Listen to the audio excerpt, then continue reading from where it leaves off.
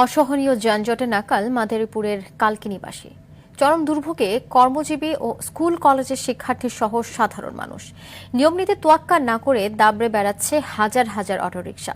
উপজেলার থানার মোড় থেকে পারুলদি ব্রিজ পর্যন্ত মাত্র আধা কিলোমিটারের এই রাস্তাটি এখন জনদুর্ভোগের কারণ হয়ে দাঁড়িয়েছে। মাদারীপুরের কালকিনি থেকে শাহজালাল সর্দারের পাঠানো তথ্যচিত্রে আরও জানাচ্ছেন লিওন আজাদ। রাস্তার পুরোটা দখল করে আছে অটোরিকশা, থেমে আছে যান চলাচল। তীব্র যানজটে পথেই নষ্ট হচ্ছে ঘন্টার পর ঘন্টা সময়। মাদারীপুরের কালকিনি উপজেলার থানার মোড় থেকে পারলদ্বীপ ব্রিজ পর্যন্ত যানজটের এমন চিত্র নিত্যদিনের। অসংখ্য অবৈধ দোকানে দখল হয়ে আছে রাস্তাটির দুপাশ।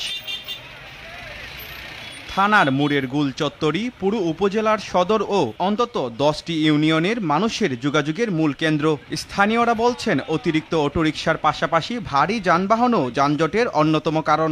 গাড়ি ভ্যান একদম যে যেরকম পারে হেরম রায়, এই কারণে আমাদের ছেলে মেয়ে ঠিক মতন স্কুলে যেতে পারতেছে না। অফিস আওয়ার এত পরিমাণে জ্যাম থাকে যে এইটুকু রাস্তা পার হইতে অনেক সময় 2 ঘন্টা সময় লাগে। আমাদের কালকিনি পারলদি নদী ব্রিজের এখান থেকে আমাদের স্কুল পর্যন্ত ওই রাস্তাতে অনেক জ্যাম হয়। বদলে আমাদের স্কুলের সব ছাত্রছাত্রীদের স্কুলে যেতে অনেক ভোগান্তি হয়। এই জায়গাটার যানজট নিরসনের জন্য সর্বস্তরের প্রশাসনের কাছে আমরা আকুল আবেদন জানাচ্ছি। এ ভোগান্তির দ্রুতই সমাধানের আশ্বাস উপজেলা নির্বাহী কর্মকর্তার। কালকিনি যে মোড় আছে থানার পাশে, সেটি একটি ব্যস্ত জায়গা, সেখানে প্রায় যানজট লেগে থাকে, কারণ সেখানে প্রচুর দোকানপাট রয়েছে।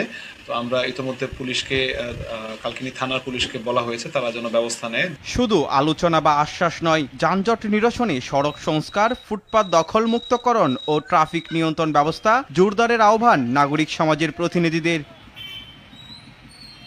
Leone Azad, RTV।